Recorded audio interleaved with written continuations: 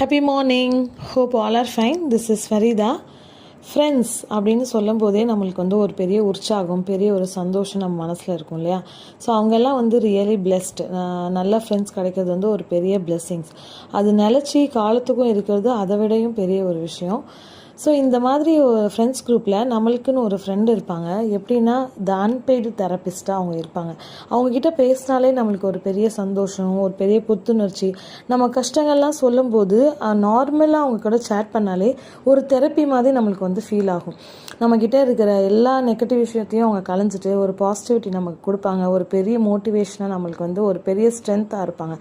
So இந்த மாதிரி friends உங்கள் லைஃப்பில் இருந்தால், இல்லை நீங்கள் அந்த மாதிரி ஒரு ஃப்ரெண்ட்ஸாக இருந்தீங்கன்னா, you are doing an amazing job. உங்களுடைய குரூப்பில் இந்த மாதிரி ஒரு ஃப்ரெண்ட்ஸ் இருந்தால் அவங்கள எப்போவுமே மிஸ் பண்ணாதீங்க.